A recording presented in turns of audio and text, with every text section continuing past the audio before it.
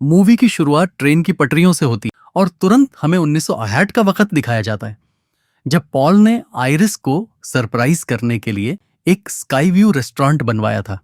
Iris बहुत ज्यादा excited थी और खुश हो जाती है और रेस्टोरेंट के कमर्शियल के लिए आइरिस और पॉल की तस्वीर भी ली जाती है और फाइनली ये लोग रेस्टोरेंट के अंदर आ जाते हैं। रेस्टोरेंट का फ्लोर ग्लास का था, नीचे से सब नजर आ रहा था और रेस्टोरेंट के सेंटर में एक लाइव किचन था। लोग यहाँ पार्टी कर रहे थे। आइरिस पॉल की पॉकेट में एक फूल रखती है जिस पर लगे कांटे के चुभने की वजह से उसकी फिंगर से थोड़ा सा खून निकलता, जिसे देखकर उसे उल्टी आ जाती है। ये देखते हुए रेस्टोरेंट में आए सिंगर ये समझ जाते हैं कि आइरिस प्रेग्नेंट है और जब उसने आइरिस से पूछा तो आइरिस को खुद ये अभी उसी से पता लगा, लेकिन फिर भी आइरिस बहुत ज्यादा खुश थी। यहाँ पर वो सिंगर के बेटे को भी देखती है और पता नहीं क्यों उसे इस बच्चे से काफी अट्रैक्शन फील होती है। खैर वो पॉल के पास चली गई और पॉल उसे टॉप व्यू टेरेस पर ले आया जहां वो आइरिस को प्रपोज कर देता है।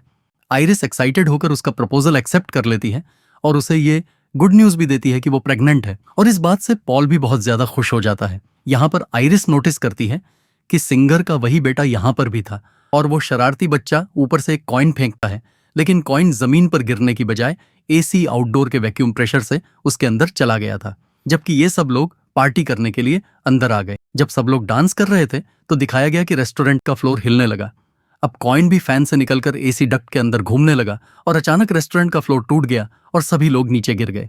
पॉल ने अपने आप को बचाने के लिए कांच का एक टुकड़ा पकड़ा हुआ था जिससे उसके हाथ भी जख्मी हो गए थे, लेकिन वो फिर भी अपने आप को नहीं बचा पाया और नीचे गिरकर मर गया। जबकि आइरिस इस समय स्पॉट पर खड़ी थी इसलिए वो बच गई। वो कॉइन जो एसी डक्ट में था वो वहां से निकलकर दूसरी जगह पर चला जाता है और गैस के पाइप से लगकर लीकेज कर देता है, जिसकी वजह से ऊपर किचन में आग लग जाती है, जिसकी वजह से वो सिंगर भी मारी जाती है और आइरिस अपने आप को बचाने के लिए पियानो के नीचे छुप जाती है। अब आइरिस अपने आप को बचाने के लिए लिफ्ट के पास चली जाती है, जो लिफ्ट पूरी तरह से फुल हो चुकी थी। इससे पहले कि लिफ्ट नीचे जा पाती, लिफ्ट के नीचे एक बंदा आकर क्रश हो जाता है। ऐसे लिफ्ट खराब हो जाती है और लिफ्ट के अंदर के सारे लोग मारे जाते हैं। वो वापस ऊपर की तरफ गए तो रेस्टोरेंट का आधा हिस्सा भी एक तरफ लटक गया, जिसके अंदर जाकर लोग अपनी जान बचा रहे थे। सिर्फ पियानो ने इस पूरे हिस्से का बैलेंस बनाए रखा था। वो कॉइन जो डक्स में घूम रहा था वो आकर पियानो पर गिरा और बैलेंस बिगड़ने की वजह से रेस्टोरेंट का ये हिस्सा भी नीचे गिर गया और इस तरह इसमें मौजूद लोग भी मारे गए। यहाँ पर आइरिस को उस सिंगर का बेटा भी दिखा जिसे उसने पकड़ लिया। वो उसको सेफली लेकर जाना चाहती थी, लेकिन उसके नीचे की भी जमीन टूट गई। अपने आप को बचाने के लिए उसने रिंग को 2 सरियों के दरमियान फंसा लिया, लेकिन फिर उसका हाथ छिलने की वजह से रिंग उतर गई और इस तरह आइरिस और वो बच्चा भी नीचे गिरकर मारे गए। और यहां पर एक लड़की ने जोर से चीख मारी और हमें पता चला कि ये सब जो हमने देखा वो स्टिफनी नाम की एक लड़की के हेलुसिनेशंस थे। वो इस समय अपनी क्लास में थी और उसके इस तरह चिल्लाने की वजह से उसकी क्लास खराब हो जाती है। उसके प्रोफेसर ने जब स्टिफनी से इस बारे में पूछा तो उसने बताया कि उसे हेलुसिनेशंस होते रहते हैं। रात में भी वो यही डरावना ख्वाब देखकर चीख मारकर उठ गई और तब उसकी रूममेट ने उसे मशवरा दिया कि तुम्हें ये सब अपनी फैमिली से डिस्कस करना चाहिए। वो अपने घर आई, अपने डैड से मिली और अपने भाई से मिली, जिसके साथ उसकी काफी अच्छी बॉन्डिंग थी और वो दोनों मिलकर अपने अंकल के घर गए जो उनकी मॉम के भाई थे। इनकी अपने कजिन्स के साथ भी काफी अच्छी अटैचमेंट थी। सब लोग यहाँ पे एंजॉय कर रहे थे कि स्टिफनी यहाँ पर अपने अंकल से अपनी ग्रैंडमा आइरिस के बारे में पूछती है। यानी आइरिस जिसे हमने स्टिफनी के विजन्स में देखा था वो उसी की ग्रैंड मॉम थी। उसके अंकल अपनी मॉम का नाम सुनकर स्टिफनी पर गुस्सा हो जाते हैं और उससे कहते हैं कि तुम्हारी ग्रैंडमा हमारे लिए मर चुकी हैं, वो पागल हो गई थी, वो हमें छोड़कर एक आइलैंड पर जाकर रहने लगी थी, जिसके बाद से वो हमसे कभी मिलने नहीं आई। इसी वजह से तुम्हारी मॉम की दिमागी हालत खराब हो गई, वो भी हमें छोड़कर चली गई। उसके अंकल तो उसे बातें सुनाकर चले गए, लेकिन उसके बाद उसकी आंटी ने उसकी हेल्प की और आइरिस के भेजे हुए लेटर्स, उसका एड्रेस और आइरिस की कुछ चीजें दी। इन चीजों में आइरिस और पॉल की तस्वीर भी थी जो उन दोनों ने स्काई व्यू रेस्टोरेंट में बनवाई थी। ये देखकर स्टिफनी बहुत ज्यादा हैरान हो गई क्योंकि ये पिक्चर और रेस्टोरेंट ये सब उसके विजन में भी आया था। अब स्टिफनी आइरिस से मिलने के लिए उस वीरान आइलैंड पर चली जाती है जहां पर एक घर तो था, लेकिन इस घर की हालत काफी ज्यादा खराब थी। वहां पर सिक्योरिटी कैमरा में स्टिफनी ने अपना इंट्रोडक्शन करवाया तो आइरिस ने उसे घर के अंदर आने दिया। आइरिस भी स्टिफनी को देखकर काफी एक्साइटेड थी। वो स्टिफनी से उसकी मॉम के बारे में पूछती है तो स्टिफनी बताती है कि हमारी मॉम तो हमें बचपन में ही छोड़कर चली गई थी। यहाँ पर स्टिफनी अब मेन बात आइरिस को बताती है कि मैंने आपको और ग्रैंडपा को उस स्काई व्यू रेस्टोरेंट के सामने देखा था और वो रेस्टोरेंट तबाह हो रहा था, सब लोग मर रहे थे। मुझे ये डरावना ख्वाब, ये विजन हर रोज दिन रात आता है। यहां पर आइरिस उसे कहती है कि जो विजन्स तुम्हें आते हैं वो सभी विजन्स मुझे भी आते थे। उन्हीं विजन्स की वजह से मैं उस दिन होने वाले उस बड़े हादसे को बचा पाई। उस दिन मैंने उस बच्चे के हाथ से कॉइन ही ले लिया था जिसकी वजह से वो सारा हादसा हुआ था। और रेस्टोरेंट का जो फ्लोर टूटा था वो भी मुझे पहले से ही पता था, इसलिए मैंने जाकर माइक में अनाउंस कर दिया कि फ्लोर टूटने वाला है, जिसकी वजह से लोग पहले ही वहां से चले गए और इस तरह काफी लोग मरने से बच गए। स्टिफनी हैरान होकर पूछती है कि आपने उस दिन सबकी जान बचा ली थी? तो आइरिस कहती है, हाँ, उस दिन मैंने मौत को धोखा देते हुए सबकी जान तो बचा ली, लेकिन मौत ने उन लोगों का पीछा नहीं छोड़ा। मौत उन लोगों के साथ गेम खेलने लगी जो लोग उस दिन उस हादसे से बचे थे। मौत उन लोगों को ढूंढ ढूंढ कर मारने लगी। न सिर्फ उन लोगों को, बल्कि अगर उन लोगों के बच्चे भी होते थे तो मौत उनको भी मार रही थी। और अगर वहां पर मौजूद कुछ लोग बच निकले और जिनके बच्चे हादसे के बाद पैदा होने लगे, मौत उनको भी मारने लगी, क्योंकि अगर वो लोग उस हादसे में मर जाते तो उनके बच्चे भी आगे पैदा न होते। मौत एक के बाद एक जब वहीं वाले हादसे के ही लोगों को मार रही थी, तब मुझे इन चीजों का अंदाजा हुआ। पॉल को भी मौत ने कैंसर के मुंह में ले जाकर मारा और तब मुझे अंदाजा हो गया कि अगली बारी मेरी है। मौत को चकमा देने के लिए मैं यहां आकर छुप गई।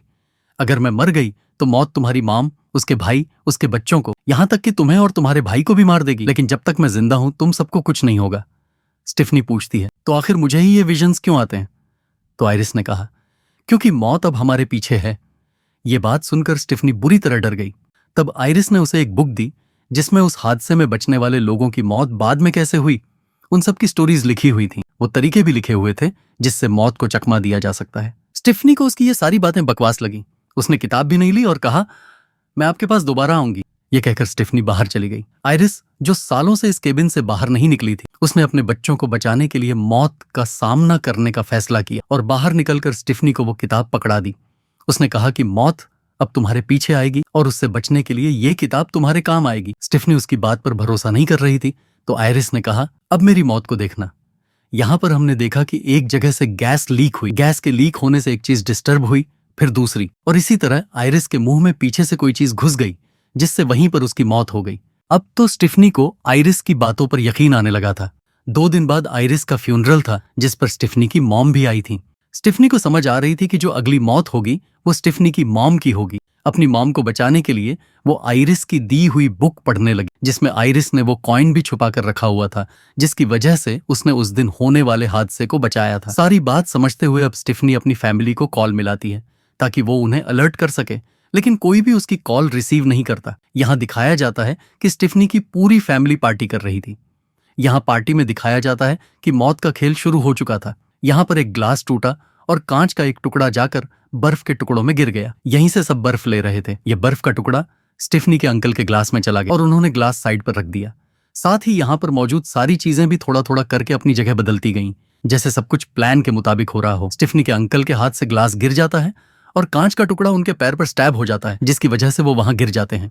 उनके गिरने से जो जमीन में वाइब्रेशन होती है उससे एक औजार घास काटने वाली मशीन पर गिर जाता है। वो मशीन स्टार्ट हो जाती है और एकदम से स्टिफनी के अंकल के मुंह को क्रश कर देती है, जिसकी वजह से अंकल की मौत हो जाती है। इस हादसे से सभी लोग बहुत डर गए। स्टिफनी अब बहुत ज्यादा डर चुकी थी। अब वो पूरी फैमिली को समझाती है कि किस तरह मौत उनके पीछे पड़ गई है, कि आइरिस ने उस दिन टावर को बचाने के बाद भी मौत ने उन सब लोगों को अपना निशाना बनाना शुरू कर दिया जो लोग उस टावर में बच गए थे। मौत ने उनको और उनकी फैमिली को खत्म कर दिया और अब बस उनकी फैमिली और एक और लड़के की फैमिली बची है। अंकल की मौत के बाद स्टिफनी को अब यकीन हो गया था कि अगला नंबर उनके बेटे का होगा, उसके बाद उसकी माँ का, और फिर हो सकता है वो खुद भी न बचे। स्टिफनी ने पूरी फैमिली को समझाने की कोशिश की, लेकिन किसी ने उसकी बात सीरियसली नहीं ली। उसके कजिन्स तो नाराज हो गए। उनको लगा स्टिफनी उनके डैड की मौत का मजाक उड़ा रही है। सिर्फ एक ही शख्स था जो उस पर भरोसा करता था, उसकी माँ। फिर दिखाया जाता है उसके कजिन को जो टैटू शॉप में था। अपने पापा की याद में वो अपने हाथ पर टैटू बनवा रहा होता है। उसके नाक में पियर्सिंग होती है। तभी ऊपर से फैन चालू हो जाता है जिसमें एक मैग्नेटिक चेन लटक रही थी और वो चेन उसकी नाक की पियर्सिंग से चिपक जाती। फैन घूमता है, चेन घूमती है और वो लड़का भी हवा में घूमने लगता है। नीचे पेट्रोल पड़ा होता है, उसका लाइटर गिरता है और आग लग जाती है। वो चेन से छूट जाता है लेकिन नीचे आग में गिर जाता है। शॉप में आग लग जाती है। जब स्टिफनी को सुबह पता चलता है तो वो और उसका भाई तुरंत उसकी शॉप पर जाने के लिए निकलते हैं, लेकिन उसका कजिन उनकी गाड़ी के सामने आ जाता है। हैरानी की बात, उसका कजिन जिंदा होता है, सिर्फ बाजू पर हल्की सी चोट के साथ। लेकिन तभी एक ट्रक फुल स्पीड में आता है और उससे टकरा जाता है, फिर भी उसे कुछ नहीं होता। स्टिफनी हर चीज में डेंजर देख रही होती है। तभी एक कचरे की गाड़ी गुजर रही होती है। स्टिफनी कहती है उससे दूर रहो, लेकिन उसका कजिन मजाक में प्यार जताता है उस गाड़ी से, लेकिन फिर भी उसे कुछ नहीं होता। वो कहता है, देखा, मैंने कहा था ना, तुम ओवरथिंक कर रही हो। उसकी बहन अब वॉक के लिए जा रही होती है। एक फुटबॉल आकर उससे टकराता है, उसका बैलेंस बिगड़ता है और वो सीधा कूड़ेदान में गिर जाती है। तभी कचरा उठाने वाली गाड़ी सब कुछ अपने अंदर खींच लेती है। स्टिफनी तुरंत एक्शन में आती है, अपनी जान की परवाह किए बिना गाड़ी के ऊपर चढ़ जाती है, लेकिन तब तक बहुत देर हो चुकी होती है। अंदर गार्बेज क्रश हो रहा होता है और उसकी कजिन भी उसी में क्रश हो जाती है। स्टिफनी के हाथों में सिर्फ उसकी कजिन का बाजू आता है और एक और मौत उसकी आंखों के सामने हो जाती है। उसकी मौत से सब लोग बहुत ज्यादा डिप्रेशन में आ गए। स्टिफनी का भाई स्टिफनी से कहता है कि तुम कह रही थी, लेकिन इस वक्त स्टिफनी को अपनी थ्योरी पर यकीन नहीं होता, क्योंकि उसे लगा था कि जो लड़की मरी थी उसके भाई को मरना चाहिए था। तब उनकी आंटी आकर सबको ये बात बताती हैं कि असल में वो लड़का स्टिफनी के अंकल का बेटा था ही नहीं। इसी वजह से उसकी डेथ नहीं हुई, बल्कि उसकी बहन की हो गई, जो कि उनके अंकल की बड़ी बेटी थी। और ये सुनकर स्टिफनी हैरान हो गई। स्टिफनी के साथ अब सारे भी हैरान हो गए थे। उन सबको स्टिफनी की बातों पर यकीन आने लगा था। जो लड़की मारी गई थी उसका छोटा भाई स्टिफनी से कहता है कि यानी अगली बारी अब मेरी है, मैं मरना नहीं चाहता, क्या तुम मेरी मदद करोगी? स्टिफनी कहती है कि मैं बचाना तो चाहती हूं, लेकिन मुझे नहीं पता कि अब आगे क्या होने वाला है। उसका भाई कहता है कि तुम्हें सब चीजों का पहले से ही पता लग जाता है, तुम आसपास की चीजों पर ध्यान दो तो तुम समझ जाओगी। स्टिफनी को याद आता है कि आयरिस ने उसे किसी लड़के के बारे में बताया था जो उस दिन बच गया था। वह आज भी एक हॉस्पिटल में काम कर रहा था, मतलब वह जिंदा था और उसने डेथ को चीट किया था। इसलिए ये सब उसके पास जाने का फैसला करते हैं। यहां पर जब सब लोग आकर उसे जेडी बोलते हैं तो वह हैरान हो जाता है, क्योंकि इस नाम से उसे सिर्फ आयरिस ही बुलाती थी। ये लोग उससे पूछते हैं, आप आयरिस को कैसे जानते हैं? उसने बताया कि जिस दिन टावर वाला हादसा हुआ था मैं वहीं था, मैं सिंगर का बेटा था। ये जानते हुए स्टिफनी को सारा विजन याद आ गया और स्टिफनी ने उसे पहचान लिया। यह आदमी बताता है कि आयरिस बहुत पहले उससे मिलने आई थी, क्योंकि वह पॉल के लिए मौत को चीट करना चाहती थी, लेकिन बहुत कोशिश के बाद भी पॉल नहीं बच सका। स्टिफनी पूछती है, क्या ऐसे लोग हैं जो इस मौत से बिल्कुल बच गए हों? वो आदमी जवाब देता है, हाँ, 2 लोग ऐसे थे जो मौत से बचे, लेकिन ऐसे नहीं, पहले मौत जीती। मौत ने पहले उन्हें मारा और वो मर गए, लेकिन फिर डॉक्टरों की या किसी और वजह से वो बच गए और उसके बाद से मौत ने उनका पीछा नहीं किया। स्टिफनी उसको कहती है, आप हमारी मदद करें, लेकिन वो आदमी कहता है, नहीं, मैं एक बार पहले भी मौत को हरा चुका हूं, लेकिन अब मुझे कैंसर है, तो मरना तो मुझे भी है और एक न एक दिन तो हम सबको मरना है। मौत से हम भाग नहीं सकते, वही हमारी फाइनल डेस्टिनेशन है। इसलिए जब तक वो वक्त नहीं आता हमें अपने बचे हुए समय को पूरी तरह जीना चाहिए। जब सब लोग इस बात से मायूस थे तो उनके एक साथी को एक आइडिया आता है, क्यों ना वो अपने भाई को, जिसे एलर्जी है, पीनट्स खिला दे। लेकिन प्लान ये था कि जैसे ही उसकी हालत बिगड़े तुरंत उसे एंटी एलर्जिक दवा और मेडिकल सर्विस देकर बचा लिया जाए। इस तरह वो मौत को धोखा दे सकेंगे। लेकिन जब वो वेंडिंग मशीन के पास जाता है तो मशीन काम ही नहीं करती। उसे जल्दी थी, उसने हाथ डालकर पीनट निकालने की कोशिश की, जिससे मशीन का एक स्क्रू ढीला हो जाता है। इसके बाद कमरे में छुप जाते हैं। फिर वह लड़का अपने भाई से कहता है, तुम यहीं रुको, मैं तुम्हारे लिए दवा लेकर आता हूँ। ये कहकर वो दरवाजा बंद करके चला जाता है। जैसे ही दरवाजा बंद होता है कुछ बटन एक्टिव हो जाते हैं और एमआरआई मशीन ऑन हो जाती है। वो लड़का जब लौटता है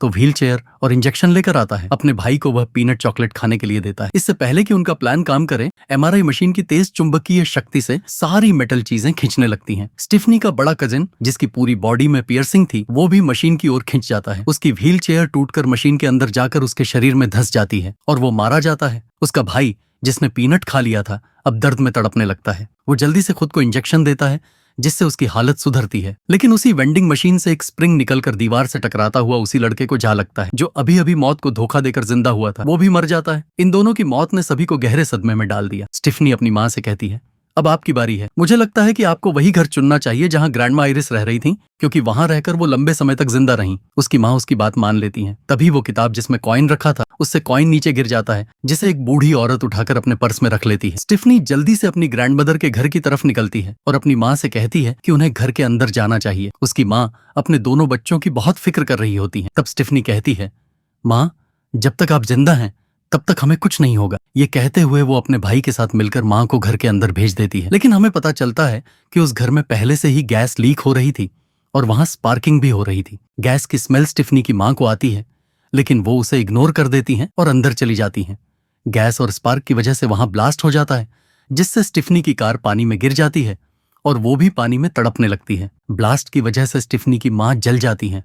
स्टिफनी का भाई जो खड़ा होता है उसके ऊपर एक टावर गिरने लगता है, लेकिन उसकी मां उसे धक्का देकर बचा लेती है और वही टावर उसकी मां पर गिर जाता है, जिससे उनकी भी मौत हो जाती है। स्टिफनी के भाई को समझ आ जाता है कि अब अगली बारी स्टिफनी की। वो जल्दी से स्टिफनी को पानी से बाहर निकालता है और देखता है कि स्टिफनी तो पहले ही मर चुकी है। वो उसे सीपीआर देता है, जिससे उसकी दोबारा जान वापस आ जाती है। वो जिंदा हो जाती है। वो दोनों बहुत खुश हो जाते हैं कि स्टिफनी मौत से लौट आई। उसने मौत को अपनाया और फिर उसे मात दे दी, लेकिन मां और बाकी सबकी मौत ने उन्हें अंदर से तोड़ दिया था। सीन कट होता है और हमें कुछ समय बाद का सीन दिखाया जाता है, जहां इनकी जिंदगी अब नॉर्मल हो चुकी होती है। आज स्टिफनी के भाई की ग्रेजुएशन पार्टी थी और सब तैयार हो रहे थे। स्टिफनी बहुत खुश होती है और अपने भाई की पॉकेट में फूल रख देती है। उसी फूल का कांटा उसके हाथ में चुभता है और खून निकलता है, बिल्कुल वैसे ही जैसे मूवी की शुरुआत में आयरिस के हाथ से निकला था। यह देखकर स्टिफनी समझ जाती है मौत का खेल दोबारा शुरू हो गया है। सीन कट होता है और हमें दूसरी तरफ दिखाया जाता है कि वही कॉइन जो उस दिन आयरिस ने बचाया था और फिर स्टिफनी से गिर गया था, अब उस बूढ़ी औरत के पास था। वो औरत जैसे ही अपना वॉलेट खोलती है, कॉइन उसमें से निकलकर जमीन पर गिर जाता है और लुढ़कते हुए ट्रेन की पटरियों पर आ जाता है। वही पटरी जो मूवी के स्टार्ट में दिखी थी। कॉइन ट्रेन के जंक्शन में फंस जाता है, जिससे ट्रेन का ट्रैक डिस्टर्ब हो सकता था। सीन फिर से कट होता है और हम स्टिफनी और उसके भाई को देखते हैं, जहां उनके पास उनका पड़ोसी डॉक्टर आता है, जो उसके भाई का दोस्त भी होता है। वो स्टिफनी से कहता है, तुम्हारे भाई ने मुझे तुम्हारे बारे में बताया, मैं तुमसे बहुत इंप्रेस हुआ हूं, तुम बहुत लकी हो कि आज जिंदा हो। स्टिफनी कहती है, हाँ मैं लकी हूं, उस दिन मैं मरकर जिंदा हुई थी। डॉक्टर कहता है, नहीं तुम मरकर जिंदा नहीं हुई। अगर कोई इंसान 5 मिनट तक सांस न ले तो उसे मरा हुआ माना जाता है, लेकिन तुम तो सिर्फ 2 मिनट में सांस लेने लगी थी, तुम बस बेहोश हुई थी। यह सुनकर स्टिफनी और उसका भाई हैरान रह जाते। तभी स्टिफनी अपने आसपास की चीजों को देखने लगती है। उसे हर एक चीज में अपनी मौत नजर आने लगती है। वहां जो ट्रेन पटरी से उतरी थी वो अब इनके घरों की तरफ आ रही थी। खुद को बचाने के लिए दोनों भागते हैं। ट्रेन तो रुक जाती है, लेकिन फिर भी वो दोनों नहीं बच पाते, क्योंकि ट्रेन के पीछे से कुछ लकड़ियां और मलबे के टुकड़े उड़ते हुए आते हैं और उन दोनों के शरीर में धंस जाते हैं और वहीं पर दोनों की मौत हो जाती है। और इसी के साथ ये मूवी फाइनल डेस्टिनेशन खत्म हो जाती है। अगर आपको ये वीडियो पसंद आई हो तो इसे लाइक जरूर करें, दोस्तों के साथ शेयर करें और ऐसी ही रोमांचक कहानियों के लिए चैनल को सब्सक्राइब करना न भूलें। मिलते हैं अगली वीडियो में।